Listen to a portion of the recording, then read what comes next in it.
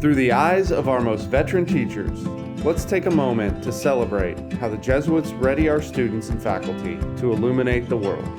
This is Hearts on Fire. Well, we're back with our third episode of Hearts on Fire, where we're talking to legends of Strake Jesuit about their experience with Jesuits. And today we're here with Coach Kelly Clemons, Dean Kelly Clemons, Mr. Kelly Clemons. Thanks for being here. I appreciate the opportunity. So what year are you in now? 31. Mr. Romano and I came in the same year. You and Mr. Romano came in the same year. Okay, 31 years. And you have worn many different hats since you've been here. I have. I've been department chair, so I've taught several different social studies classes: government, economics, history, AP US history, America at War, sport and culture, a bunch. I've been department chair of the social studies department. I did that for 3 years. I've been the dean, I've been the assistant dean.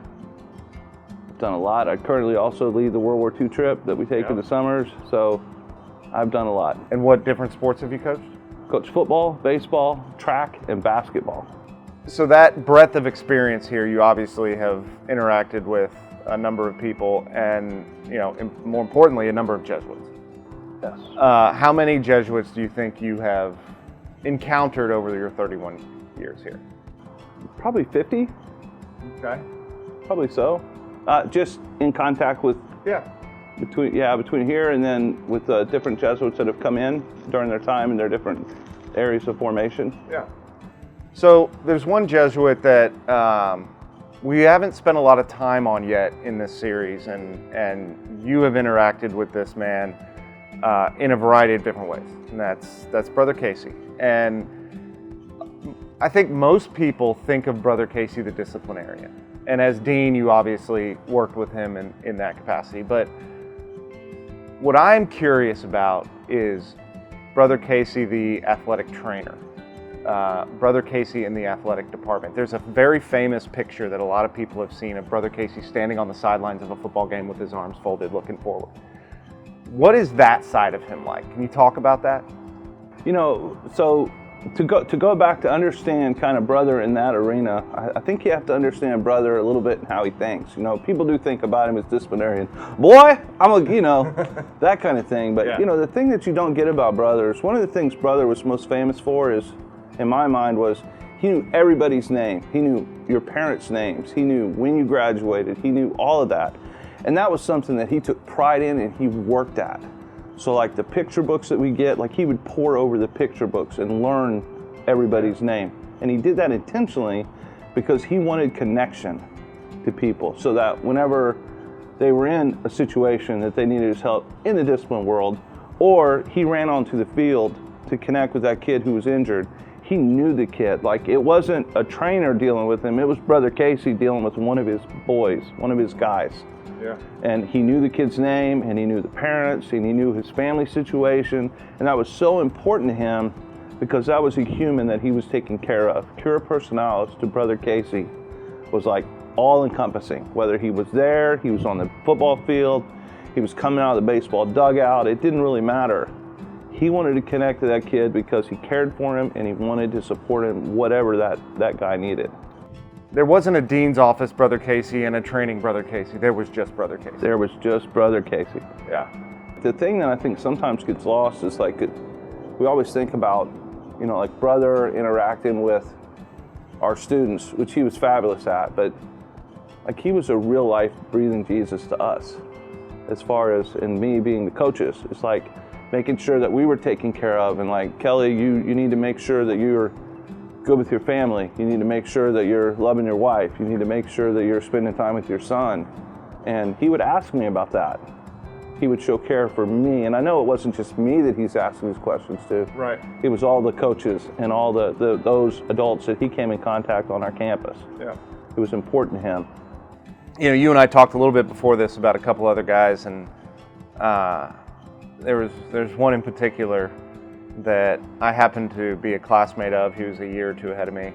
I assume you taught him, and then he came back and worked here for a little bit, and that's Father Mark Fryer. Tell me about Father Mark Fryer.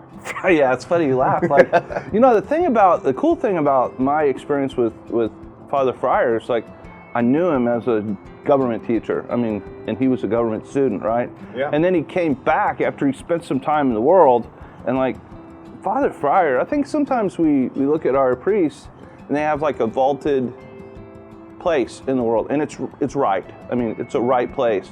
But sometimes we forget like about their humanity too. And Mark was just, he's a good dude. Yeah. He's just a good human being, you know, and he very much modeled cura personalis and loving people that are around him. And I was so happy that, you know, he discerned to continue in his vocation to become a priest. He's, I'm sure, has a wonderful ministry in St. Louis now.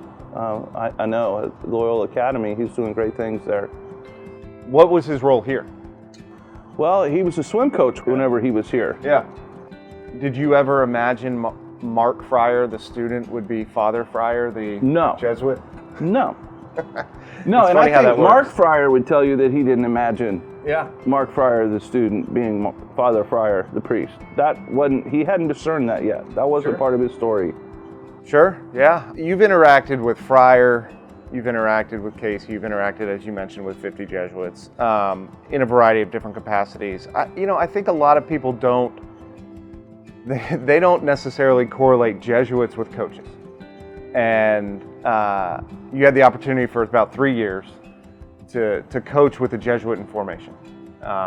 John Pulse, he's Father Pulse now.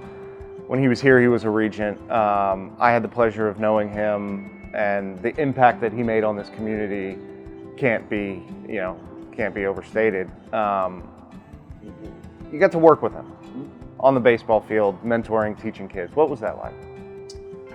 Pulse was very energetic, loved baseball, but he understood what he didn't know, right? And so he sought to learn things that he didn't know about a game that he clearly loved. He loves baseball, still does. And so he would come to us and he asked good questions, but the thing that I think he really brought to our program was the encouragement he brought to our players. Baseball is such a game of failure, 30% of the time. If you're successful, you're a great hitter. Yeah. And he would always be there to encourage the players as they were struggling. He was a very positive kind of voice in a game that's so difficult at times. When you think of a Jesuit, and you've mentioned this throughout this interview, is their humanity and their calmness. And did he bring that to the baseball field? 100% he did. Yes. I do have one more that I would tell you. One thing that I always really appreciate is at the end of a season, and it doesn't matter how the season went. We go 3-7, we go 21-3. It doesn't really matter, right? Football or baseball. Father Johnson will always walk up to us and shake our hands and say, "Thank you." The coaches and the players? Yes. Well, I don't know about the players, but I know he shakes the coach's hands and he says, "Thank you." Yeah. And the thank you is not because we won or lost games. It's because we were present and we were in the mission with him, forming these kids. And, that goes a long way to me. Yeah, it means something to you guys. It does. Oh, it's wonderful. It's wonderful. Well, thank you. I appreciate you taking the time to you're welcome. Reflect on these memories, and we could sit here for hours and we could and talk about the times. But thank you.